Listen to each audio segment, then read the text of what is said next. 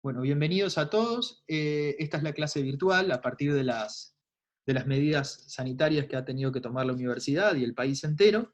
Y el tema que nos convocaba hoy era el tema que quedaba por ver según el programa, era el tema de los sujetos del proceso. Y a ese tema nos vamos a abocar en esta clase. Lo que les pido es que alguno habilite el micrófono y me diga si me están oyendo. Por acá se escucha perfecto, doctor. Ah, Yo bueno, te muchas oigo. gracias. Muchas gracias. Bueno, aquellos que tengan un televisor o algo de fondo, traten de aislar lo máximo posible ese sonido para que podamos avanzar. Bueno, lo que vamos a ver hoy es la clase de los sujetos del proceso, ¿verdad? Y los sujetos del proceso son aquellas personas que, bueno, en definitiva, participan del proceso como interesados. Las preguntas que nos tenemos que contestar cuando estudiamos el tema del proceso es el tema de los sujetos del proceso. La primera pregunta es, ¿cuál es el concepto de sujetos del proceso? Luego vamos a estudiar el tema de las capacidades y legitimaciones, y luego vamos a abordar en la clase de hoy al tribunal como uno de los sujetos del proceso. Para en las clases siguientes abordar a las partes y a los terceros interesados y los auxiliares. Bueno, ¿alguno de ustedes se anima a ensayar alguna definición de sujeto del proceso?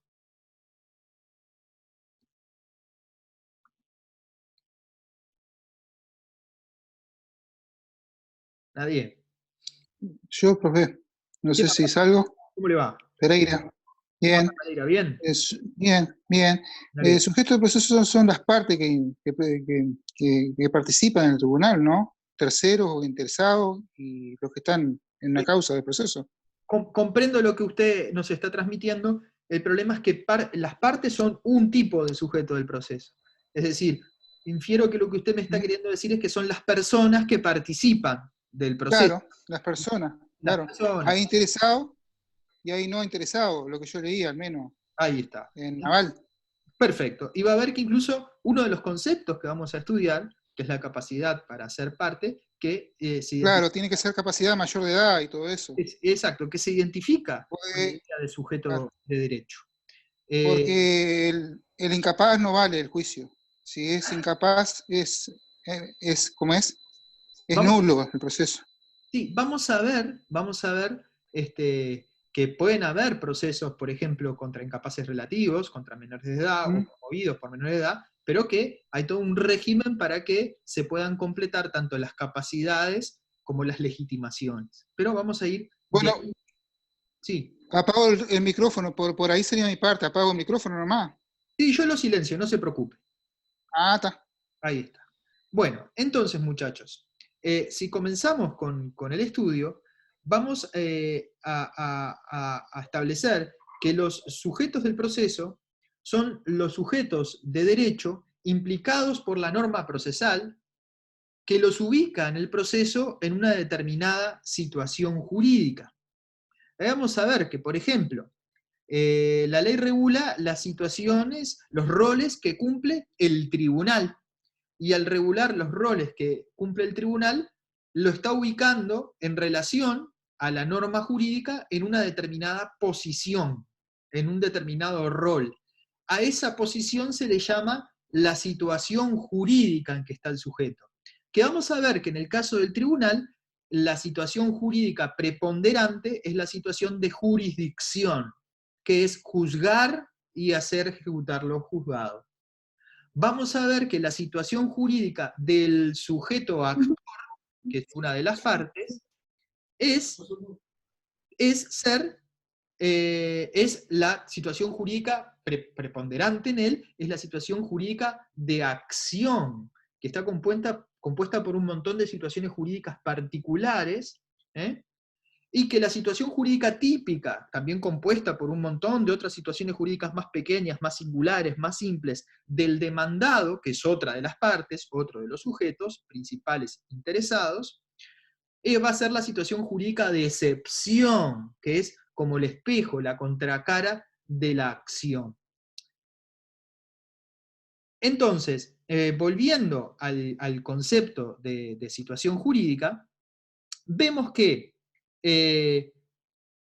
cada sujeto tiene una situación jurídica compleja, al menos formada por distintas situaciones jurídicas particulares, y todo el conjunto de las situaciones jurídicas que se le aplican a cada sujeto en esta verdadera, en términos de Goldschmidt, verdadera relación jurídica procesal, cuando miramos todas las situaciones, por ejemplo, en las que se puede encontrar el juez, lo que estamos estudiando es el estatuto del tribunal. Cuando miramos todas las situaciones en las que puede encontrarse el pretendiente, la parte actora o demandante, vamos a ver cuál es el estatuto del actor. Cuando analicemos todas las situaciones jurídicas en las que puede encontrarse el demandado, contra quien se dirige la pretensión, vamos a estar hablando del estatuto del demandado. Y así podríamos con otros sujetos auxiliares, el estatuto del perito, el estatuto del actuario, el estatuto del testigo, de distintas personas, distintos sujetos que participan del proceso y a los que la norma jurídica hace referencia cuando regula la distinta actividad procesal. Vamos a ver que vamos a tener que distinguir algunos conceptos. Vamos a tener que distinguir a los sujetos según su capacidad y su legitimación. Vamos a ver que algunos sujetos son los que están habilitados para que ellos les sean imputados determinados actos y el efecto de determinados actos, aunque no los cumplan personalmente. Esto se ve muy fácil, es más difícil de ver con el tribunal, pero se ve muy fácilmente con las partes. Vamos a ver que muchas veces quien participa del acto no es la parte sustancial, el hombre o la mujer de carne y hueso involucrada en el problema que está siendo sometido a un proceso, sino otro sujeto que actúa por él. Entonces vamos a ver que hay algunos sujetos que realizan los actos y otros sujetos a los que se le imputan los actos. Y allí vamos a distinguir la capacidad para ser sujeto y la legitimación en la causa. Conceptos que más adelante vamos a ir comprendiendo. Después vamos a ver que hay sujetos principales, como son sin dudas el juez y las partes, y sujetos auxiliares, que no son el centro de la cuestión subjetiva en el proceso, pero que participan ayudando. El actuario, el testigo, el perito, distintos sujetos que no son los sujetos principales del proceso. Pero comenzando a analizar cada uno de estos conceptos, vamos a analizar cuál es la capacidad, el concepto de capacidad para ser sujeto del proceso, en general. ¿Cuál es este concepto? Es una aptitud con la que tiene que contar el sujeto para que le puedan ser imputados los actos procesales y sus efectos. Se trata de una aptitud que se presenta cuando se verifican ciertas circunstancias intrínsecas, interiores, internas, propias, inherentes al sujeto. La capacidad para ser sujeto procesal en general, en el caso de las partes, dice relación con la capacidad, chicos, de goce. Lo que en civil ustedes analizarían así, es decir, un concepto casi que se identifica con la personalidad, casi que se identifica con ser sujeto. Siempre, si bien lo que primero que vamos a estudiar es el tribunal, van a ver que los ejemplos los voy a hacer con las partes, porque es mucho más fácil de ver que con el tribunal. Luego vamos a ver que hay otro concepto, que es la legitimación en la causa, que tiene que ser distinguida de esta capacidad para ser parte. La capacidad de parte es esa aptitud que me permite que yo pueda ser un sujeto del proceso. En general, que sea persona humana para las partes. En el caso del tribunal, que sea Estado, República Oriental del Uruguay, en el caso uruguayo. Sin embargo, se requiere otra cosa, que es también para poder ser otra característica, otra nota de los sujetos procesales, es la legitimación en la causa. La legitimación de la causa suele ser definida como una aptitud del sujeto para que se le puedan imputar actos procesales, pero no intrínseca, sino resultante de un vínculo exterior del sujeto con el objeto de un proceso dado, de un proceso concreto. Se trata de una nota extrínseca, contingente, que no tienen todas las personas, que tienen determinadas personas que pueden justificar un interés para poder participar en el proceso y un vínculo con ese objeto. Lo vamos a ir entendiendo cuando veamos los distintos sujetos, pero de vuelta vamos a un ejemplo para que ustedes los comprendan. Se dice que la legitimación de la causa del actor, del sujeto parte actor, es que tenga interés y la razonable posibilidad de que el bien de la vida que persigue en el proceso le pueda corresponder.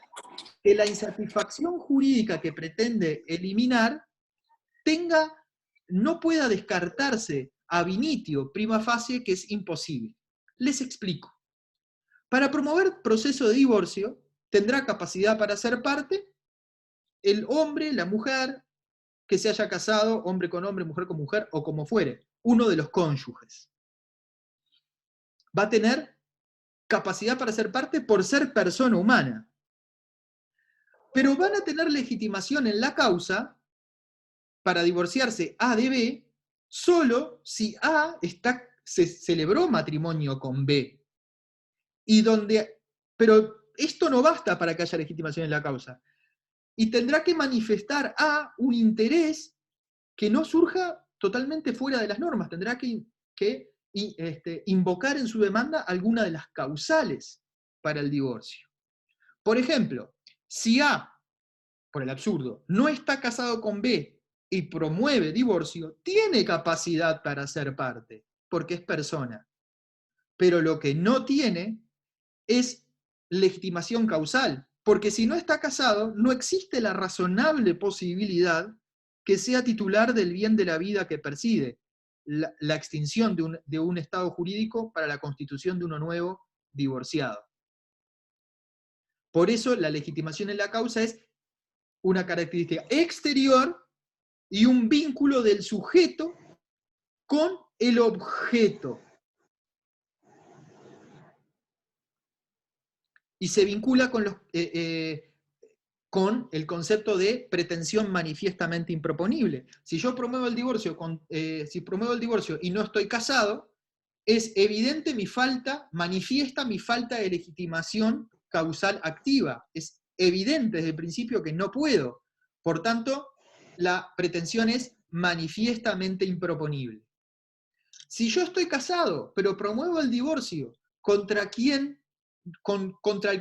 un cónyuge que no es mi cónyuge, habrá una evidente también falta de legitimación causal pasiva, porque no hay posibilidad de que el demandado sea el responsable o el destinatario del bien de la vida que yo estoy reclamando. ¿Se comprende? La capacidad es intrínseca, la legitimación causal es extrínseca. Ojo, que por ahí, en relación a las partes, se dice que la legitimación causal es tener derecho. No. Eso sería que la acción estuviera todavía conectada con el derecho subjetivo. No. Es la razonable posibilidad de que sea titular del bien de la vida que se me persigue o que persigo. Porque cuando no existe esa razonable posibilidad, hay manifiesta improponibilidad o falta de legitimación causal pasiva o falta de legitimación causal activa, al revés. Por eso ustedes van a ver en el artículo 133 del CGP, por eso les decía que tuvieran el CGP a mano, ustedes van a ver en el artículo 133 del CGP que una excepción previa, una cuestión que se puede relevar al inicio del proceso, en el proceso ordinario, es la falta de legitimación manifiesta. Si el juez tiene dudas si hay razonable posibilidad o no, la duda justifica el interés y el sujeto puede participar del proceso. no debe confundirse el concepto de legitimación causal con el de legitimación sustancial. Legitimación sustancial será, si después se confirma que la legitimación causal estaba amparada efectivamente, ese interés efectivamente era un derecho subjetivo, habrá legitimación sustancial. Tenía razón, el derecho objetivo me daba la razón. Si no se confirma, no quiere decir que no hubiera falta de legitimación causal. No hay falta de legitimación causal cuando es de ab initio imposible. Si quieren un ejemplo, planteo un divorcio de un perro. El juez que quiere decidir el caso nunca fue nombrado por el Estado como juez. El árbitro que quiere decidir un caso, sí, tiene capacidad para ser árbitro, tiene la edad requerida, pero nunca fue designado por las partes para ser el árbitro que designa el caso. No tiene un vínculo con el objeto, y es manifiesto que ese vínculo no existe. Continuando con la clase, ahora vamos a ver otro concepto. Vimos, recapitulando, la capacidad para ser sujeto y la legitimación en la causa, en general. No tenemos más remedio que ejemplificar con las partes porque es lo más fácil de ver. Si ejemplificamos con el tribunal, entramos con más dificultades lógicas. La capacidad procesal es otra característica, otro elemento a estudiar de la condición de sujeto. Se dice que es una aptitud que debe tener el sujeto que realiza un acto procesal que corresponde a determinado sujeto, juez, actor, demandado, testigo, que existe cuando se verifican ciertas circunstancias de vuelta, intrínsecas a la persona. Es como la capacidad para ser parte, pero es otra cosa, es la capacidad procesal. Para no confundir con la capacidad para ser sujeto, se dice que una cosa son, en el caso del juez, una cosa son los caracteres intrínsecos del Estado como sujeto del proceso, la capacidad para ser sujeto, que es que el Estado es persona de derecho público, y otra son las aptitudes que tiene que tener quien actúa por el Estado, para que se le imputen al Estado los efectos. El órgano, el tribunal, que requiere haber sido designado, ser humano, con cierta edad, y en general ser abogado, porque ustedes van a ver que los jueces de paz también pueden ser en algunas ocasiones escribanos. Debemos avanzar. Hay otro concepto que debe darse para que alguien sea sujeto, para que pueda haber sujeto del proceso, que es otro concepto, ya no la capacidad procesal, la legitimación procesal. Esta es una aptitud que debe tener un sujeto que realiza un acto procesal correspondiente a determinado tipo de sujeto, que existe cuando se presentan ciertas circunstancias extrínsecas. Ya no es por ser humano, por tener cierta edad, por ser abogado, lo que les da capacidad procesal para ser tribunal, sino por ciertas circunstancias extrínsecas a la persona, y que esas circunstancias significan un vínculo entre el sujeto que realiza el acto y al sujeto al que le corresponde el acto y se le imponen los efectos. Esto es muy fácil de ver con la parte material y la parte formal. De vuelta vamos a las partes para que puedan verlo mejor. La parte material o parte sustancial, como a veces se le llama, es el sujeto, el señor, la señora que está metido en el lío y es el actor o el demandado. Sin embargo, la parte formal, en ella participa también, por ejemplo, el abogado, que es un representante. El abogado, el vínculo que tiene, que le otorga legitimación procesal, es el vínculo de representación. Y ese vínculo de representación es el que le permite se está quedando sin tiempo. Hemos eliminado el límite de tiempo de 40 minutos en su reunión grupal. Miren qué bueno, que debe ser por el coronavirus. Podemos seguir. Entonces, vean que el abogado, por el vínculo de representación, va a ejercer una legitimación procesal. Este vínculo, la doctrina lo clasifica en que puede ser de identidad, cuando coincide el sujeto con capacidad para ser parte con el sujeto que ejerce la legitimación procesal, Puede ser de asistencia, cuando en realidad la legitimación procesal significa un complemento. Por ejemplo, el complemento que el abogado no apoderado da a la parte para asistirlo, para que pueda ejercer su defensa en virtud del derecho a la asistencia letrada, derecho que además es un requisito también que se impone. Puede ser, en el caso del abogado que es apoderado, el vínculo de representación, lo que vimos recién, o también van a ver ustedes que hay un vínculo más difícil de ver, que es el vínculo de sustitución. Cuando alguien, por ejemplo en el Código Civil está prevista la acción subrogatoria. A es acreedor de B y B es de C. B nunca le reclama el crédito a A y por culpa de eso C nunca puede cobrar. Entonces va C y le pide autorización en materia comercial al juez para ejercer la legitimación de B contra A por vínculo de sustitución.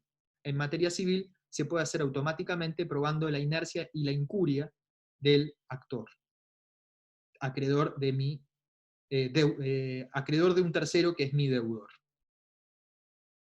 En el caso del Estado, el juez tiene, se dice, un vínculo de representación orgánica con el Estado. El tribunal es el Estado, pero el Estado es una entelequia. Quien actúa es una persona de carne y hueso, o un colegiado de personas cuando son, por ejemplo, ministros de apelaciones en la Suprema Corte o en el Tribunal del Consejo Administrativo. Ese vínculo se dice es de representación orgánica, es una teoría. En el caso del abogado apoderado tiene un vínculo de representación voluntaria por el mandato del artículo 39 o por la representación judicial del artículo 44 del CGP con la parte material. Bueno, hasta acá. ¿Alguna duda?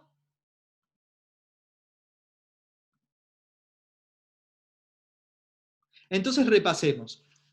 ¿Qué es la capacidad para ser parte?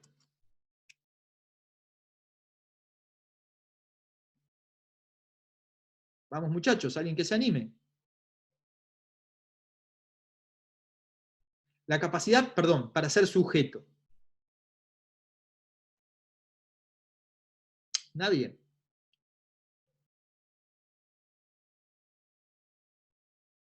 Es la aptitud que tiene el sujeto para que se le puedan imputar los actos.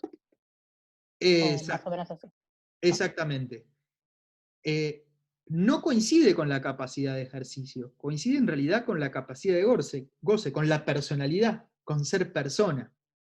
Sin embargo, saben que hay un caso muy raro, que es el caso del fideicomiso. El fideicomiso es un patrimonio de afectación administrado, gestionado, porque hay fideicomisos de administración de varios tipos, gestionado por un señor que se llama fiduciario, cuyo patrimonio personal no se confunde con el patrimonio fiduciario. Pero el fideicomiso no es persona. La aparición de la ley de fideicomiso planteó para el derecho procesal un verdadero sigma, o al menos un enigma, ciertamente más que un dilema. Porque lo que sucedió fue que teníamos a alguien entonces que actuaba en el proceso y que no era persona, que podía demandar o ser demandado. Pero es un caso excepcional. Por eso no podemos decir que la capacidad para ser sujeto coincide con la personalidad, pero en general sí, para las partes. En cambio, para el tribunal coincide en que existe un Estado. Y bueno, y que somos un Estado no solamente deriva de la Constitución de la República, sino del reconocimiento de la comunidad internacional de que somos un Estado. Siguiente concepto, muchachos, ¿qué es la legitimación en la causa? Este concepto tiene significa que el sujeto... ¿Noble? Acá, Franco. Franco, ¿cómo le va? Que puede participar del proceso como tal, es decir, no puede, como ponía el ejemplo usted de la persona que es divorciada, no sé si se está escuchando bien. Sí, escucho perfecto. Ponía usted el ejemplo de la persona que es divorciada y buscaba un proceso sobre, bueno, o que es soltera y que buscaba un proceso sobre un divorcio, no tiene, es improponible manifiestamente. Claro, no es externo, no es como el otro, es externo, y lo que requiere es un vínculo razonable con un objeto. No quiere decir que sea el titular del bien de la vida, pero sí quiere decir que si no es posible, no tiene legitimación. Imagínense que yo preparo, está muy bien lo que usted dijo, imagínense que yo preparo una demanda reivindicatoria, y la demanda reivindicatoria requiere que yo me atribuya a ser titular del derecho de dominio sobre algo que he sido desposeído, que se me ha quitado la posesión, y digo, yo soy mero tenedor, inquilino del inmueble, pero vengo a ejercer la acción reivindicatoria. ¿Tiene capacidad para ser sujeto? Sí, es persona. ¿Tiene legitimación en la causa? No, porque es imposible que conforme a la plataforma de la propia demanda tenga legitimación sustancial, por lo tanto no tiene legitimación causal. ¿Comprenden?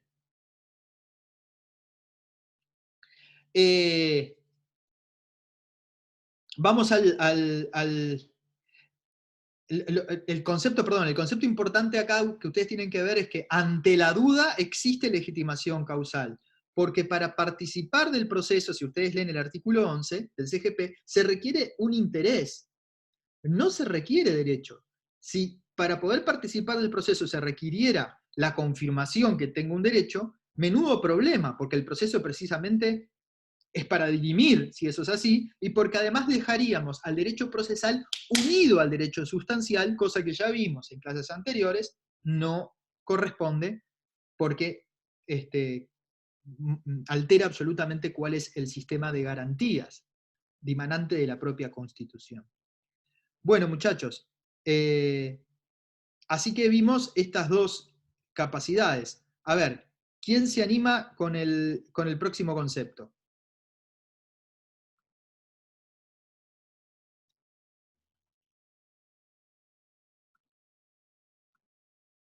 ¿Nadie? La capacidad procesal, Sí. que esa vendría a ser la aptitud que debe tener el sujeto que realiza en sí el acto procesal, que tendría que ser también intrínseca, ¿no? Exactamente, la capacidad procesal es una aptitud del sujeto. Realmente de quien realiza el acto procesal, vendría a ser como, por ejemplo, no sé, el abogado. Con el abogado en realidad es difícil de ver, estamos en el ámbito de la legitimación procesal. La capacidad procesal, mire, es esto. El sujeto es mayor de edad, no tiene ninguna incapacidad, ni es manifiesta su incapacidad. Puede actuar en el proceso por sí mismo. Que luego las normas requieran la asistencia letrada como un requisito de legitimación procesal es otra cosa, pero tiene capacidad procesal, algo así como la capacidad de ejercicio, ¿comprenden? Pero no vendría a ser que acá se pone en marcha el interés de la otra persona, del otro sujeto. A veces no, a veces es el propio sujeto. Cuando se pone en marcha el interés de otro sujeto, es por ejemplo cuando el sujeto es incapaz y actúa por él un curador, o cuando el sujeto es una entelequia, como el Estado, que actúa una persona de carne y hueso. Vamos a la definición, miren, es la aptitud que debe tener el sujeto que realiza un acto procesal que corresponde a un determinado tipo de sujeto, juez, actor, demandado y testigo, pero a veces esa aptitud le corresponde al mismo. No es intrínseca, es extrínseca, que existe cuando se verifican, es intrínseca, disculpen, se verifican... Intrínseca, la capacidad es intrínseca, la legitimación es extrínseca, ¿no? Sí, vieron, yo mismo me confundí, pido disculpas. Es intrínseca. En el caso del Estado, el juez que actúa por el Estado, actúa de esa manera porque es Estado. En el caso del actor mayor de edad, actúa porque es mayor de edad y puede ejercer sus derechos. Ahora, eso no quiere decir que esté completo todo lo que necesita para ser un sujeto del proceso, sino que también a veces va a necesitar legitimación procesal, que sí es igual que la anterior, pero que es externa, que es un vínculo entre ¿quién realiza quién es el titular El sujeto que realiza el acto. del acto y quién realiza el acto? Y ahí aparece el abogado, como usted bien decía. Y ese vínculo se suele decir que es de identidad cuando coincide la capacidad procesal con la legitimación procesal. Es bien fácil de ver. Yo soy abogado y soy demandado. Como soy abogado, en materia civil me puedo autodefender. Entonces, me autodefiendo, coincide capacidad procesal y capacidad civil capacidad procesal y legitimación procesal. Coincide todo. Pero no es lo que se acostumbra. Siempre van representados con un abogado. O sea, sí puede hacerse, pero no es lo de costumbre, ¿no? No, lo de costumbre es, salvo en los asuntos, mire, la cuestión es así, en los asuntos de menos de 20 unidades reajustables, es posible que baste tener capacidad procesal y legitimación procesal la propia persona que no tiene estudios jurídicos. ¿Pero eso no es solo en laboral o también en otras en todo? No, eso está previsto para ciertos actos en el Código. ¿Relaciones de consumo, por ejemplo, puede ser? Sí, pero vamos a algo más general, muchachos. Después todos esos casos los vamos a estudiar. Pero si ustedes ven, ¿dónde está? En el artículo 37 dice, se exceptúan, dice, es obligatoria la asistencia letrada, que es uno de los vínculos de la legitimación procesal. Sí. El tipo es mayor de edad y lo único que necesita es un abogado, ¿ok? Para ser parte. Pero dice, se exceptúan lo dispuesto en el ordinal precedente, dice el 37.2, los asuntos que se tramiten ante los juzgados de paz y los juzgados de conciliación en asuntos menores a 20 unidades reajustables. Por ejemplo, pueden ir a una conciliación previa en un asunto, claro, son casos absolutamente menores, y que en la práctica, por lo menos en Montevideo, no se ven. Ahí hay vínculo de identidad, ¿comprenden? El vínculo es el mismo sujeto, tiene todo esto que vimos, capacidad para ser parte, legitimación en la causa, capacidad procesal, y legitimación procesal él solito. A veces esto último que estamos completando, en el caso menos intenso, es la asistencia, es mayor de edad, tiene todos los otros requisitos, pero la ley dice, existen los abogados, personas que te ayudan a defender mejor tus derechos, o que se supone tienen esa responsabilidad profesional, entonces el vínculo menos intenso es la asistencia. Pero a veces el vínculo es más intenso, y es el vínculo del artículo 39 y del artículo 44 del CGP, cuando el sujeto ya le dice a otro, actúa por mí y lo que hagas tú se me imputa a mí. Es como si lo hubiese hecho yo. El vínculo de representación típico del mandato. Para el juez también se dice que el tribunal en realidad ejerce un vínculo de representación orgánica con el Estado. Y a veces vamos a ver que el vínculo es de sustitución, el ejemplo de la acción subrogatoria que vimos mientras dábamos las primeras lecciones del curso. Bueno, ¿qué tal la experiencia de ver la temática por este medio? Cuéntenme.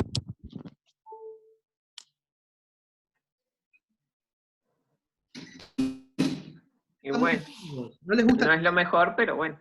No es lo mejor, ¿verdad? No, claro, obviamente. No es lo mejor, pero es una herramienta que... Ustedes van a ver que... Pero ayuda. Sí. Igual. Mejor.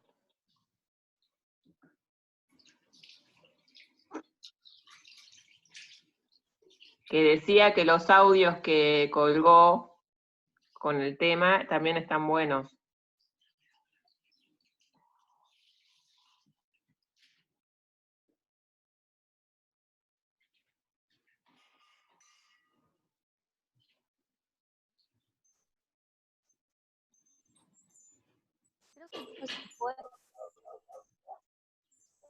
No lo escucho. ¿Ahora se escucha? ¿Se escucha mucho? Ahora sí. Ah, disculpe. No, claro, sí, los audios, más las guías, más la bibliografía recomendada, más algún material, más estas sesiones, es lo que podemos ir haciendo en este mecanismo de emergencia en el que estamos. Sí, sí, está bien.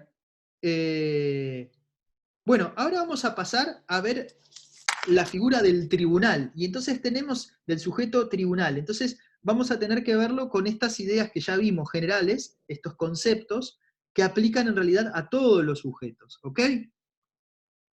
Sí. Entonces, vamos a ver que el tribunal, Aval es muy celoso, por ejemplo, en este tema, no habla del juez, porque el juez sería el legitimado procesal, el que ejerce la capacidad del tribunal. Pero nosotros vamos a ser menos estrictos. Si hablamos de tribunal o de juez, es lo mismo. Es claro que estamos hablando de aquel que va a juzgar y hacer ejecutar lo juzgado. Sin dudas, es un sujeto principal, no es un sujeto contingente. Cuando vimos mismo la definición del proceso, vimos que el proceso estaba creado para los publicistas, para la realización de la norma de derecho, para los contractualistas, para eliminar la maldad propia de los individuos y el conflicto social y lograr así la paz. Para otros planteos más sistémicos, como el de Barrios de Ángelis, para eliminar la insatisfacción jurídica, es decir, el desajuste entre el mundo del ser y del deber ser según la posición de cada uno, sostenida por cada uno en el proceso, y vimos también que con Carneluti era la eliminación del litigio, la solución del litigio. Pero sin este sujeto, eso no es posible. Sujeto que tenía que tener las características de ser imparcial, independiente, imparcial, y que debía aplicar un método contradictorio, bilateral, con principio de igualdad, etc. Pero eso es el que tiene el grado máximo de certeza, según lo que dice Aval. Y que puede alcanzar en sus decisiones el grado máximo de certeza. Se dice que es el sujeto al que la ley le da la situación jurídica. Vieron que empezamos así, que los sujetos son aquellos a los que la ley les da una situación jurídica preponderante y después un montón de situaciones jurídicas que son su estatuto procesal, son su vínculo con la norma, y a partir de estar vinculados con la norma, están vinculados con los demás sujetos del proceso y con los actos procesales. La situación es aquel sujeto que tiene el poder deber de jurisdicción, es decir, quien a través de una sentencia por método contradictoria logra el grado máximo de certeza que prevé el orden jurídico en un asunto sometido a un proceso, la cosa juzgada. Por eso, lo que decide la URSEA, la URSEC, la Comisión de Defensa de la Competencia, etcétera, etcétera, jamás va a tener el valor de lo que decide un órgano jurisdiccional. Ellos nunca van a alcanzar la cosa juzgada, los órganos jurisdiccionales sí. Es el Estado, o desde un punto de vista exterior, también puede ser tribunal un árbitro. Por el vínculo de representación. Sí, diga, Ahí se decía que el árbitro que no podía hacer cumplir los juzgados, que mientras que el tribunal hacía ambas cosas, ¿no? Exactamente. El árbitro, el profesor Simón siempre jorobaba que el árbitro es como un juez impotente para hacer cumplir sus decisiones. Es la decisión de un árbitro en las materias arbitrables, en las cuestiones que pueden ser sometidas a arbitraje, tiene el mismo valor jurídico, la decisión, el mandato, la declaración, la constitución o la condena, generalmente van a ser condenas, tienen el mismo valor jurídico y la misma eficacia que la decisión de un juez entre las partes. Tiene problemas de afectación de terceros. Pero a diferencia de la decisión de un juez, los árbitros no tienen el vínculo de representación orgánica con el Estado. Los árbitros no tienen poder etático, no tienen posibilidad, no tienen coercibilidad, cohesión. Tienen que acudir a los jueces para hacer cumplir lo juzgado. Y además, sus decisiones, para casos de violación del debido proceso, pueden ser controladas por los jueces, aspecto que ustedes van a estudiar cuando tengan el tema proceso arbitral. Pero el árbitro es como cuando se necesita un arbitraje, que ahí se pone... Supóngase, usted una empresa y otra empresa, lo más típico, firman un contrato. Y como ese contrato tiene un montón de cosas confidenciales que jamás quieren que llegue a la justicia, o porque quieren celeridad, o porque es una cuestión de alta especialización, que no existe especialización en el Poder Judicial, o por la razón que sea, dicen que en caso de tener un conflicto, lo dicen en el contrato, o lo dicen ya en el medio del conflicto incluso. En caso de tener un conflicto, van a someter la decisión del mismo a un tribunal arbitral, compuesto por 1, 3, 5, bueno, los árbitros que sean. A veces también adhieren a centros de arbitraje que ya tienen verdaderos CGPs, reglamentos. Y hay un sistema de arbitraje. El CIADI, por ejemplo. ¿Cómo dice usted, perdón? El CIADI, por ejemplo. El CIADI es un caso muy particular. El CIADI en realidad es a partir de un convenio que se llama Convenio de Washington, que es un documento elaborado en el marco del Banco Mundial. Los países que participan del Banco Mundial, como es el Uruguay, adhieren a ese convenio, que no es un tratado, es un documento del Banco Mundial. El que es un tratado es el del Banco Mundial. Y a su vez los países luego lo que hacen son, dictan leyes donde dicen, venga inversor extranjero, y si tiene un conflicto conmigo, lo va a decidir un tribunal del CIADI. O sea, inversor extranjero, quédese tranquilo que no le va a poner el pie encima al Poder Judicial del país receptor de la inversión. O a veces también un país hace un tratado de protección de inversiones, a veces es por ley, hace un tratado de protección de inversiones con otro país, donde dice, si inversores míos van a tu país, tu Poder Judicial no les pone el pie encima, sino que es el CIADI el que decide, y viceversa. Generalmente, los países que tenemos arbitrajes CIADI como demandados, solemos ser los países receptores de inversiones. Y esto suele verse como un atractivo para los inversionistas, aunque también hay detractores de esta figura.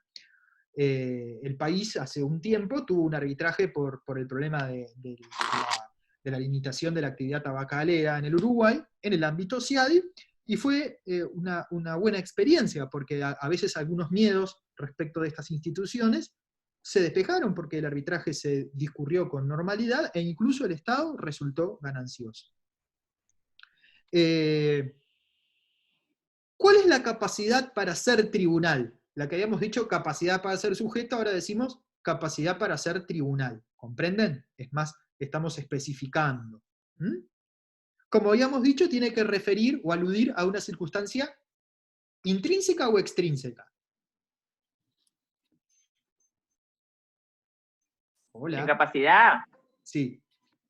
Intrínseca. Claro, la capacidad, habíamos dicho, para ser sujeto es intrínseca. ¿Saben qué? Se requiere ser Estado, persona jurídica, en el caso nuestro denominada República Oriental del Uruguay. Se dice sin perjuicio del reconocimiento de la justicia extranjera en el 2401 del Código Civil y en tratados internacionales como los tratados de Montevideo. En el caso del proceso arbitral, ¿cuál es la capacidad para ser árbitro? Ser humano, es intrínseca. Estar vivo, tener más de 24 años de edad, porque las normas remiten al régimen de los jueces, estar en pleno derecho de ejercicio de los derechos civiles, y por normas específicas del CGP, 480.2 y 480.3, no ser fiscal ni secretario de un tribunal. Y por el 539 del CPC, que Aval dice que está vigente por el régimen de derogaciones del CGP, también saber leer, escribir, y en general se entiende no ser juez o miembro de un órgano jurisdiccional, también por normas del CPC, esto último de mayor debatibilidad, pero que no importa ahora, lo van a ver cuando vean al arbitraje. ¿Usted lo que quiere decir en este sentido, que no hay que ser abogado, escribano, ni nada, nada que se le parezca? No tiene por qué ser. Ojo, puede ser que usted y yo... Y que debe aceptar también. Ah, por supuesto, pero ahora estamos en condiciones intrínsecas al sujeto. La aceptación sería algo extrínseco, algo que manifiesta. En el caso del arbitraje menos solemne, que es un arbitraje con un procedimiento súper rápido, decidido por una sola persona, generalmente un experto, está disminuida los requisitos, tener 18 años de edad. Pero sí, es correcto es correcto que no se necesita ser abogado o escribano. Cosa distinta que usted pacte cuando pacta el arbitraje, que requiere una condición de ese sujeto, pero en la ley no está establecido. ¿Me escuchan? Sí, Perfecto, porque tuve algún problema de señal. sí, se cortó, pero ahora se escucha. Ahí está. En derecho uruguayo, como el estatuto de los árbitros es por remisión de norma expresa al estatuto de los jueces, se requiere que el árbitro sea imparcial e independiente, que no tenga interés en el asunto y que no esté sometido a ninguna jerarquía. En arbitrajes pluripersonales, en algunos reglamentos todavía de modés de otros países, se parte de la idea que el árbitro, realmente hay un árbitro designado por una parte, otro árbitro designado por otra parte y un tercer árbitro designado por los otros dos. Y en algún caso, el caso Yacyretá, que es un arbitraje interminable que lleva 30 años entre Argentina y Brasil, y con alguna participación de Paraguay, expresamente los árbitros declaran tener interés de defender a una parte. Eso en el derecho uruguayo sería implanteable, porque los árbitros tienen que tener esas condiciones propias de los jueces. Si el juzgador no tiene capacidad para ser tribunal, estamos frente a la ausencia de un presupuesto procesal, que puede ser relevable de oficio, y esto determina la nulidad insanable. Cuando veamos nulidades procesales, ustedes van a ver que no funcionan como las civiles. El régimen procesal es mucho más flexible. Casi todo se puede convalidar, casi todo se puede subsanar. Sin embargo, que quien haya sido el juzgador no sea tribunal, no sea árbitro, es una nulidad insanable. Artículo 111 y 113 del CGP. Por ejemplo, que no cuente con alguno de los requisitos. Un árbitro integrante de un tribunal arbitral que tenga 16 años de edad. No tiene una condición extrínseca, que es tener 24 o 18 según el tipo de arbitraje. ¿Cuál es la legitimación en la causa del tribunal? Ese vínculo entre el sujeto y el objeto. La legitimación en la causa coincide con la competencia. Refiere a una circunstancia extrínseca para poder ser tribunal de un proceso dado. Es específica. La capacidad para ser juez, la capacidad para ser árbitro es intrínseca y general. Son requisitos que debe contar el sujeto para ser tal. En cambio, estos son requisitos con los cuales debe contar el sujeto para poder participar de un proceso. Hay alguien con el micrófono abierto hablando con un niño. Gracias. Entonces, este vínculo que tiene que darse, esta circunstancia extrínseca que debe darse, es un vínculo entre el sujeto y el objeto. ¿Se acuerdan que con la parte hablábamos de la legitimación causal como la razonable posibilidad de ser el bien, titular del bien de la vida que se está persiguiendo? Bueno, acá es mucho más preciso y mucho más específico. Es que ese sujeto, juez o árbitro, sea el llamado por la ley para resolver ese asunto. En definitiva, que tenga competencia. ¿Mm? La competencia debe ser distinguible de la jurisdicción. La jurisdicción es el poder-deber de juzgar y hacer cumplir lo juzgado. Y a veces promiscuamente se la confunde con la competencia. La competencia es otra cosa, es el universo de asuntos en los que puede intervenir un determinado juez o determinado árbitro. ¿Mm? El juez laboral en los conflictos individuales de trabajo, en la reincorporación de dirigentes sindicales, el juez de familia en los asuntos que vinculan a la familia legítima o natural, el juez de violencia doméstica en los asuntos de esa naturaleza, el juez penal en las infracciones a la ley penal, el juez contencioso administrativo en lo que dice la ley, el juez civil en todo lo que no sea de otro juez mayor a una determinada cuantía. En el caso de los árbitros, ese vínculo se da por ese contrato que se llama la cláusula arbitral, o porque una ley establezca la necesidad de arbitraje, o porque un tratado establezca la necesidad del arbitraje. Además se requiere también la designación de esos árbitros como tales. En el caso del juez, esa falta de legitimación en la causa se da, por ejemplo, cuando para un asunto se pactó arbitraje y un juez igual quiere intervenir. No puede, no tiene ningún razonable vínculo con el objeto. Pero cuando entonces el arbitraje, o sea, si bien no se puede hacer, como dijimos que no se puede hacer, no puede juzgar, ahí sí le pide al juez. No puede ejecutar, ahí sí le pide al juez. Decide, no se cumple, una parte va a al juez y le pide que ordene a la policía, por ejemplo, que ordene al alguacil, que le trabe el embargo, que le secuestre los bienes. Ahí es un juez. Ahí sí le pide a la otra parte. Juez que va a hacer cierto control de legitimidad que se vincula con el debido proceso del arbitraje. Luego tenemos la legitimación procesal del juez, que habíamos dicho que la legitimación procesal era extrínseca, es algo que le permite actuar como tribunal. En el caso de los árbitros existe un vínculo de identidad. Fueron designados árbitros y solo ellos pueden ser los que sustancien el arbitraje. El árbitro no puede delegar, no puede trabajar con un representante.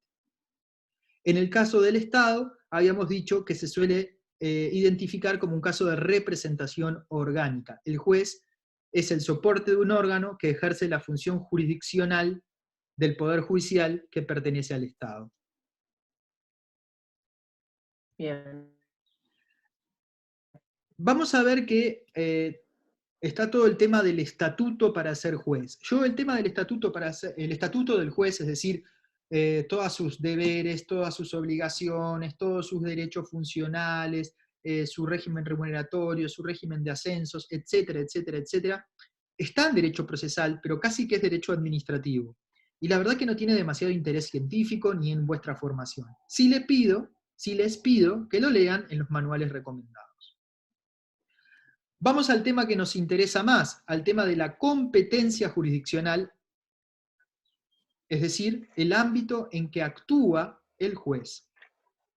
Es el universo de procesos en los que un determinado juez puede juzgar y hacer ejecutar lo juzgado, o en los que un árbitro puede juzgar. Como dijimos, debe diferenciarse de la jurisdicción. La jurisdicción es esa posibilidad y deber, a su vez, esa situación jurídica compleja, poder-deber, compuesta por un montón de otras situaciones jurídicas que están ahí adentro, que vamos a analizar en el tema de situaciones jurídicas. Y jurisdicción tienen todos los jueces. El tema es que los jueces se reparten el trabajo, la ley reparte el trabajo entre los jueces, diciendo este tipo de asunto va para aquel, este tipo de asunto va para aquel, este tipo de asunto va para aquel. Eso es la competencia. Otra advertencia, que un juez tenga competencia de trabajo o competencia laboral, no quiere decir que el juez únicamente va a aplicar el derecho laboral.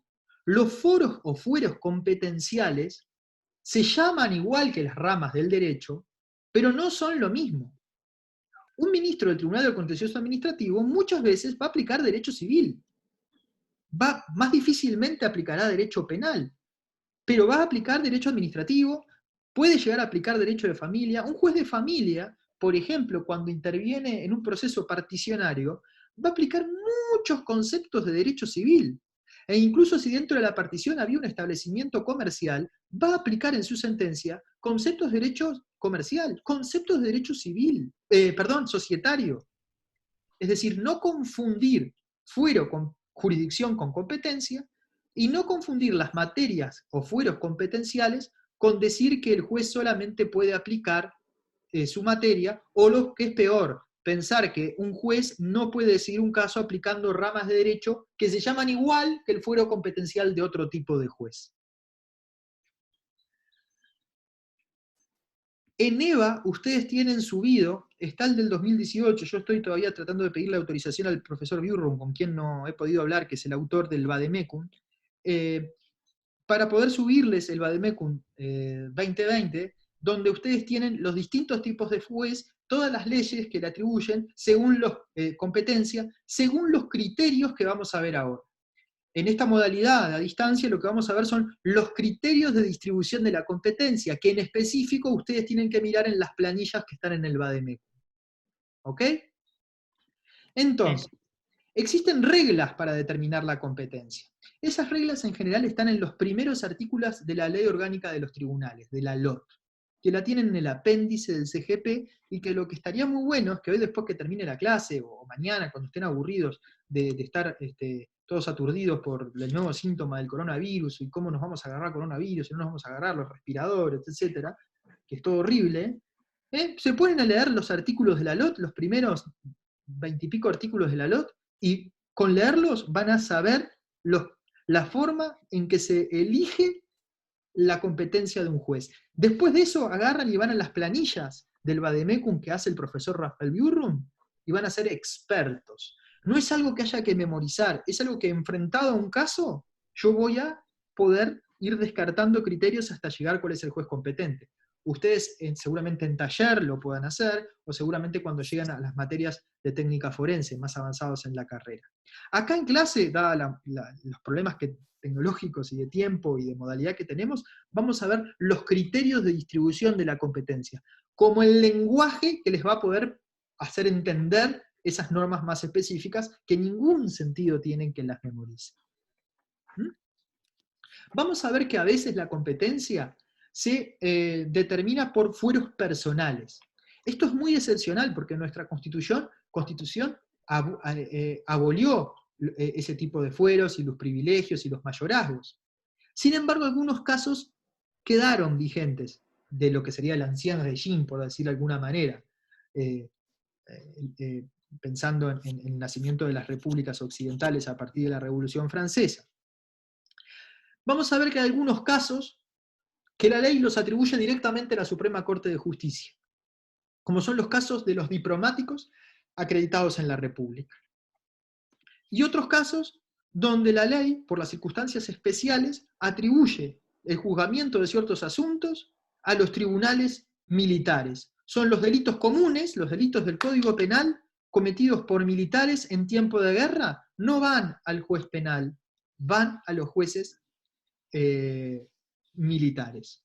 Son los únicos casos de foro personal que se mantienen en la Constitución. Artículos 238 y 253.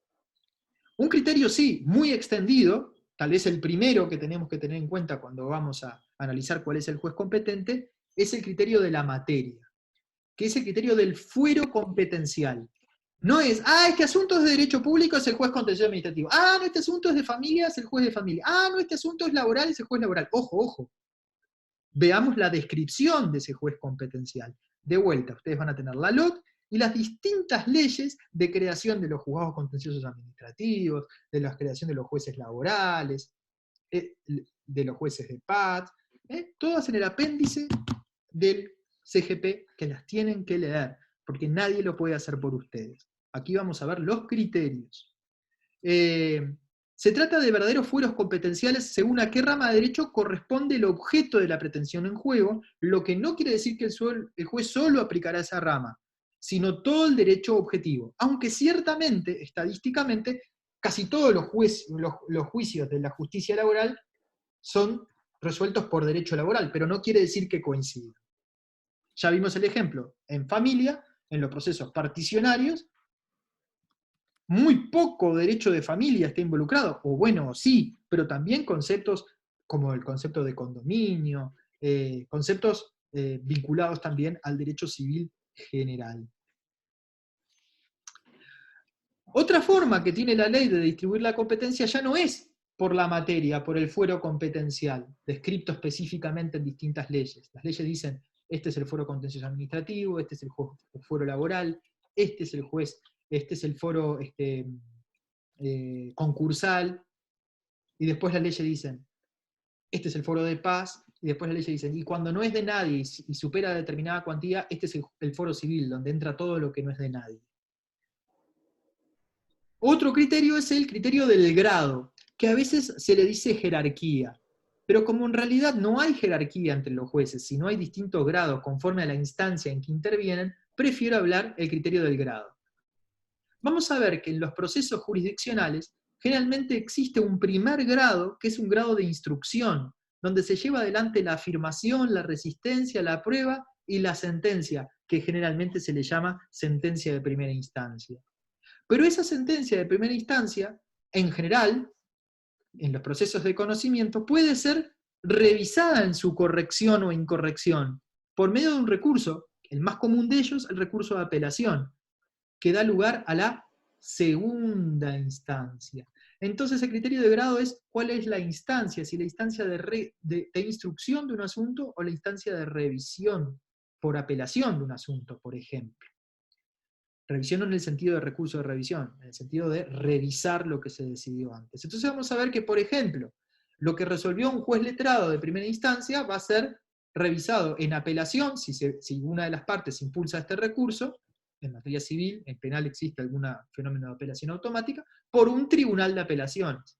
Vamos a ver que lo decidido por un juez de paz departamental, por ejemplo, de Montevideo, que se llama juez de paz departamental de la capital, en apelación, en segunda instancia, va a ser revisado por apelación por un juez letrado de primera instancia en lo civil, que se llama de primera instancia en su nombre, pero que en realidad en ese caso actúa en segunda. Y vamos a ver también, conforme avancemos con recursos en el curso y con medios impugnativos, que a veces existe una instancia superior a la que se le suele llamar tercera instancia, pero no es correcto, ni siquiera deberíamos llamarla instancia porque no hay actividad instructoria, sino simplemente revisión de si hay error o no de derecho en las normas o principios aplicados por la sentencia de segunda instancia, que es la posibilidad de la revisión de la sentencia de segunda instancia por un recurso extraordinario con causales específicas, que es el recurso, en realidad con causales no, con requisitos específicos y algunas causales, que es el recurso de casación ante la Suprema Corte de Justicia. El recurso de casación nació porque luego de la Revolución Francesa, los burgueses, la nueva clase dominante, se enfrentaban a un problema. No tenían personas preparadas en todo el territorio francés para que fueran jueces. Entonces la mayoría de los jueces seguían siendo los jueces del Ancien Régime, los jueces de la nobleza, del absolutismo.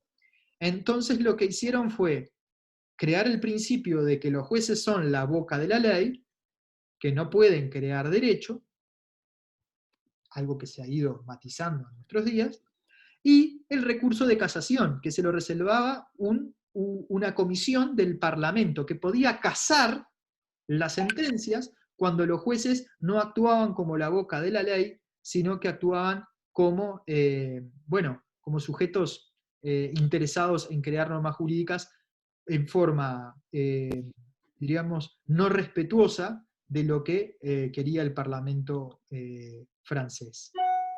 Luego vamos a ver también que otro criterio de distribución de la competencia es el territorio. La ley establece lo que los internacionalistas dirían distintos puntos de conexión, el lugar de cumplimiento de la obligación, artículo 21 de la LOT, el domicilio del demandado, el lugar donde puede ser notificado, lean la norma, y dice, este tribunal de este lugar es el que puede resolver. Entonces ya sabemos grado, ya sabemos materia y ya sabemos el lugar. A su vez hay otro criterio, que es el criterio de la importancia o cuantía del asunto.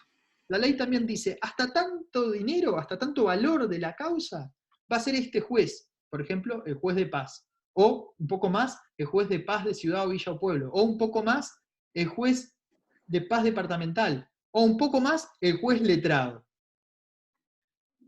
Generalmente el criterio de la cuantía del asunto refiere a la primera instancia. Y hay reglas para determinar la importancia económica del asunto. Esas reglas están en los primeros artículos de la LOT. Por ejemplo, para las acciones reales, para aquellas donde se reclaman derechos reales, por ejemplo, una acción reivindicatoria de un inmueble va a ser el valor catastral de la cédula de la Dirección Nacional de Catastro.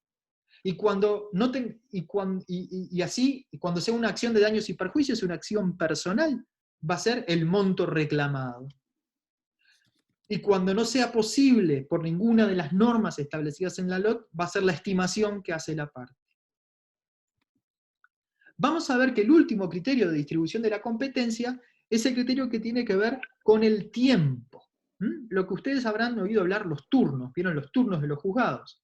Bueno, a su vez, órganos que tienen la misma competencia por materia, la misma competencia por cuantía, la misma competencia en razón del territorio, la misma competencia de grado, todo igual, también dividen su trabajo si existen distintos órganos que coinciden en un mismo territorio. Así en Montevideo tenemos varios turnos de juzgados letrados de primera instancia en lo civil, varios turnos de juzgados letrados de trabajo, varios turnos de juzgados letrados de familia, un par de turnos de los juzgados letrados en materia concursal, de concursos, algunos turnos de los juzgados letrados de primera instancia en lo contencioso administrativo. En Montevideo es por un sistema aleatorio. Usted va a una oficina, que es la oficina, la Horda. La Horda. Exacto. La Horda, no la Gorda, no confundan, son cosas diferentes. No sé si está bien hacer chistes en esta pantalla, pero bueno. En algunas ciudades del interior, en Maldonado, en Salto, en Rivera, en las ciudades de mayor población, digamos, también es así. Y en otros lugares de menor población, o donde el Poder Judicial todavía no estableció este sistema, existen unas planillas que establecen los turnos aproximadamente decenales de los jueces, que no quiere decir que el juez esté 10 días, el otro juez, el del primer turno esté 10 días, el del segundo turno 10 días, el tercer turno 10 días, y los otros 20 días cada uno está mirando el techo. No, no, no, no, no. Quiere decir que los asuntos se distribuyen según en qué fecha entren, a veces cuando se basan en un documento, según la fecha que está en ese documento, a veces según la fecha del nacimiento. ¿Saben dónde está la fecha que debe ser tenido en cuenta? En los primeros artículos de la LOT. Vamos a ver también que es posible que los distintos órganos, habiendo pasado por el tamiz de todos estos criterios, hayan dos tribunales que hayan intervenido al mismo tiempo. Puede darse, por ejemplo, cuando el turno no está claro. Y allí va a prevalecer un criterio que también está en el ALOT, en el artículo 7, que es el criterio de la prevención. Ante igual competencia, va a ser competente el primer órgano jurisdiccional que haya intervenido. Y lo va a hacer para siempre, por un principio, en realidad, de una regla técnica que se llama perpetuatio jurisdictionis, que la vimos cuando vimos aplicación de la ley procesal en el tiempo. Vimos que la ley procesal en el tiempo era de aplicación inmediata, que yo no tenía derecho a que el proceso tal cual estaba delineado sea el proceso que seguro voy a tener durante todo el trámite de mi juicio. Pero habíamos dicho que sí tenía derecho a que no se me cambiaran las reglas sobre competencia. ¿Por qué? Porque la Constitución prohíbe los juicios por comisión, es decir, tribunales ad hoc. ¿Por qué? Porque sería muy fácil, luego que tengo al acusado, elegir quién lo va a sancionar. Una forma muy fácil de perseguir. Vamos a ver que existen algunos supuestos. Todas estas normas de competencia son en general de orden público, pero vamos a ver que existen algunos supuestos donde es posible disponer sobre la competencia. El primer caso es el del artículo 11 de la LOT, que es lo que se conoce como la prórroga de competencia, o sea, el pacto expreso o tácito. Expreso es un acuerdo que se escribe ahí, un pacto. El tácito es, yo presento la demanda ante un juez que no es el del territorio, y el otro, cuando contesta, no opone la excepción de incompetencia, se prorrogó. La prórroga está solamente admitida en el artículo 11 para el contencioso, y en el 14 para el voluntario, solamente voluntario que no aplica en el caso de la competencia acumulativa de las sucesiones. La prórroga clásicamente se dice que solo aplica para la competencia territorial, no aplica para, por ejemplo, el criterio material, para el criterio obviamente de grado, ¿no? Y para ninguno de los demás.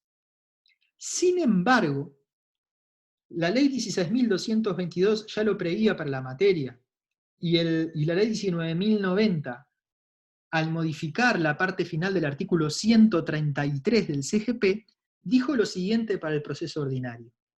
Si el juez que está actuando no es el juez competente según la ley, pero esa incompetencia no es advertida ni por el juez, obviamente no estamos hablando de los casos de territorio que ya estaban decididos. Imagínense que es competencia material. El asunto claramente es del juzgado laboral, pero viene actuando el juez civil. Pero su incompetencia por razón de materia, por ejemplo, que era el clásico que la 16.222 ya preveía. El juez no advierte su incompetencia. Ninguna de las partes la denuncia, y se supera la primera audiencia, que se llama audiencia preliminar, que vamos a estudiar cuando veamos la estructura del proceso ordinario. Luego no puede declararse la incompetencia, que queda prorrogada. De alguna manera, por un acuerdo tácito, aunque en realidad ni siquiera llega a ser un acuerdo, por una inadvertencia de todo el mundo. Es decir, eso con un límite, que es que se puede relevar igual la incompetencia si era el juez que debía actuar era un juez penal, porque eso es claramente casi un caso, no lo es, pero casi que es un caso de falta de jurisdicción, es decir, sería ridículo, ridículo no admisible que un juez laboral estuviera resolviendo sobre la libertad física de una persona. El legislador no llegó a tanto. Pero este criterio, que ya estaba en la 16.226 solo para la materia, aplica también, por ejemplo, para la cuantía. Esto quiere, y para los demás criterios, no así para el grado. Obviamente no puede tramitarse en segunda instancia un proceso de primera instancia. Esto lleva a que en el derecho uruguayo la incompetencia del juez no produce, es un apartamiento total del modelo, pero no produce una nulidad insanable. En civil sería una nulidad insanable, tendríamos como una especie de objeto ilícito. No produce la nulidad insanable. Porque en el caso del territorio es posible el acuerdo en contrario, y en el caso de los demás criterios, para mí menos el grado, y menos la jurisdicción penal, la competencia penal, es posible que si se llega a un cierto estadio del proceso y no se advirtió, se siga adelante. Por lo tanto, la nulidad es solamente relativa y debería ser declarada, y superada la audiencia preliminar, ya no lo podrá. Ahí ya vienen ustedes a advertir algo que ya les vengo anunciando, que el régimen de nulidades procesales es bien distinto al que ustedes conocen del derecho sustancial. Por eso no está bien decir que el proceso es parte del derecho sustantivo.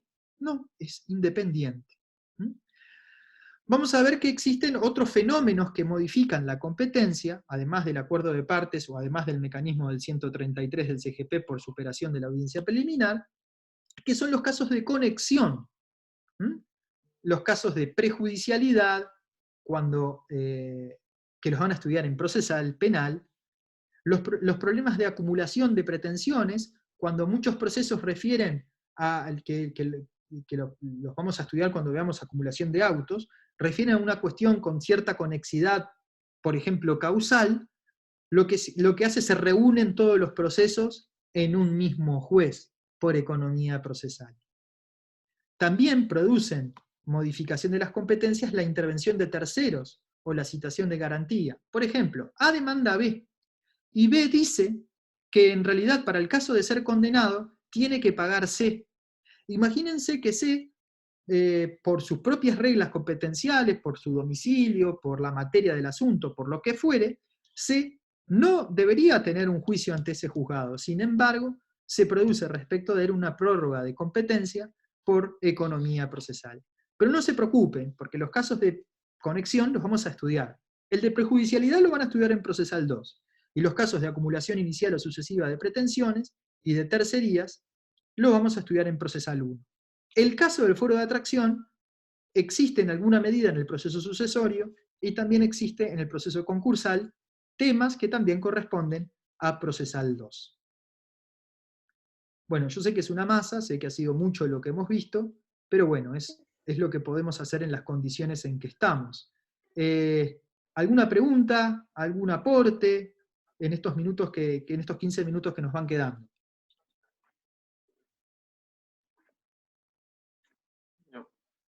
¿No?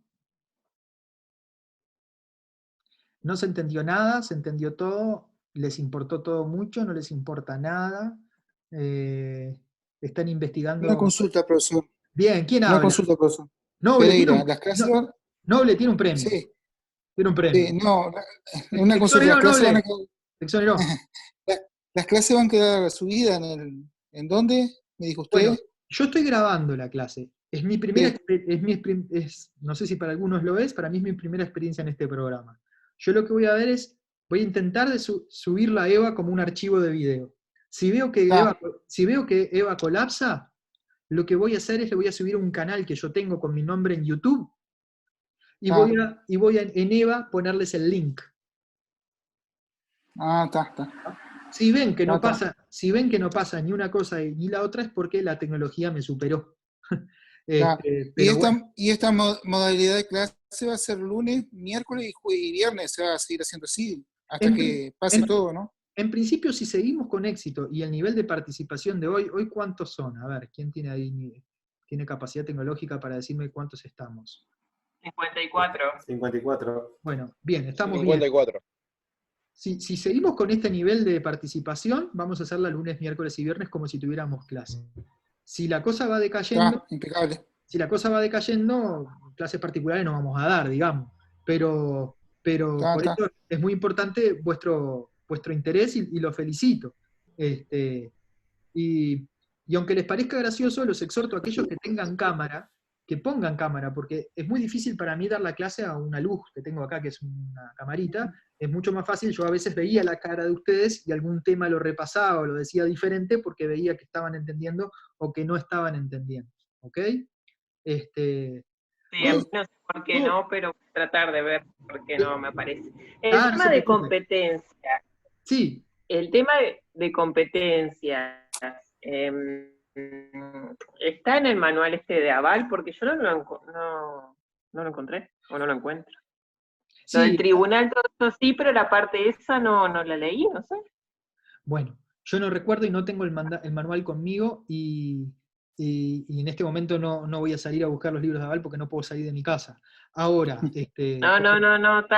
voy a ver. Pero... Porque estuve en una audiencia donde habían 2 personas que estuvieron en el famoso casamiento, 2 abogados, 2 colegas, que están bien, pero bueno, tengo que estar 14 días estrictamente aquí.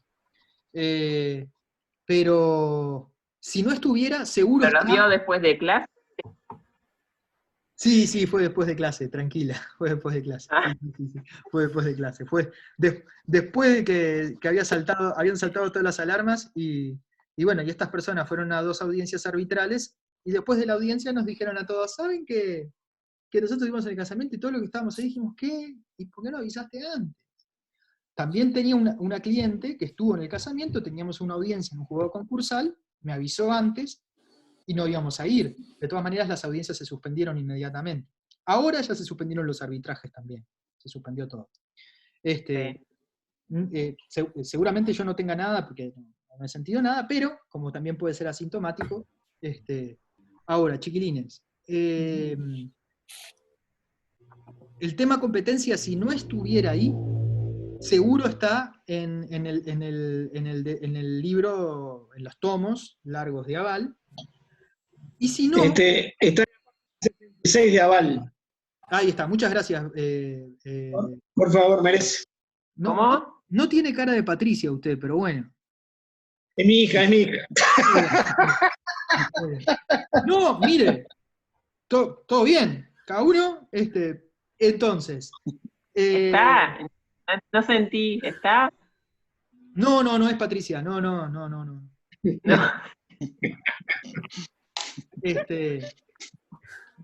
Había una, bueno, no se puede hacer esa broma. Entonces, chiquilines, si estuvieran en sus casas recluidos y no pueden salir, ¿qué les aconsejo? Agarran el código, que eso sí lo tendrían que tener, porque si no están ya muy fregados para estudiar procesal. Agarran el código y agarran todas las leyes sobre competencia que están anexas al código, son las primeras, la LOT, la ley de creación de los juzgados contenciosos administrativos, algunas de esas leyes, por si alguno tiene algún problema, están colgados en el Moodle. Arriba está la LOT, están muchas de las leyes de estas que le estoy nombrando. ¿Ok? Ok. se leen los primeros artículos de la LOT y les va a hacer clic, porque es aplicar estas nociones a los casos específicos. Bueno, clase que viene, el profesor Alejandro Siaje, que está ahí, con el que estamos compartiendo la clase, les va a hablar con ustedes de los sujetos interesados principales, partes. Por favor, escuchen el audio, lean la guía, si tienen un libro también léanlo, porque la idea, en realidad, hoy la clase la hicimos así, porque es nuestra primera experiencia.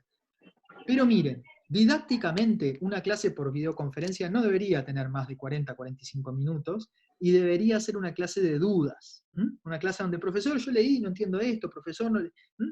Es la forma, porque realmente yo me imagino, a esta altura estamos todos ya cansados, con ganas de ver cuál es el informe del presidente de cuántos cayeron en batalla.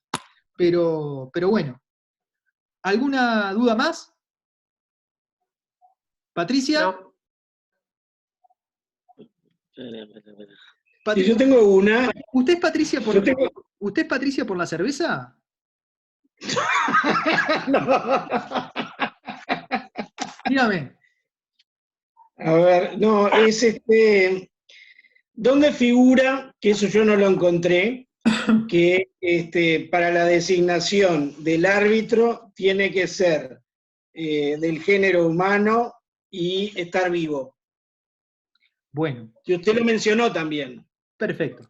Imagínese, es una condición intrínseca, ¿no? Imagínese sí, correcto. Que para poder ser persona, el Código Civil dice que usted tiene que ser viable y estar vivo. Entonces, está contestado. Ahí. Bueno, ¿algo más, muchachos? No. ¿No? No. Vi un perro muy bueno. Vi un perro muy lindo por ahí, ¿eh? A ver si le está en la próxima clase también. Sí, usted que tiene el alcohol en gel arriba del pupitre. Ahí está. Tenía un perro ahí, ¿no? ¿Y Gladys estaba conectada como de las 2 de la tarde? No habla Gladys, está con coronavirus, no puede hablar. Bueno. Bueno, muchachos. Cabeza, estuvo muy callada hoy. Si le hablé una cantidad. Bueno, lo que pasa es que no tengo la camarita porque de la computadora no sé qué pasó, pero después lo voy a investigar un poquito más. Ah, no se preocupe, no se preocupe. Bueno, ha sido un placer. Entonces, con el mismo código, no cambia nada. No hay que subir ninguna instrucción, no hay que entrar en pánico, nada. Con el mismo código, nos vemos ¿cuándo? El miércoles a las 18 horas. ¿Ok? Bien. No coman mucho, no engorden. Yo lo hago por ustedes. Pasen bien. Chao. ¿Usted tiene que pasar un nuevo link o no? Patricia, le explico. Usted lo que tiene que hacer es, con el mismo código, ok. entrar. Chao. Perfecto, chao, profe. Profe. Chao, chao.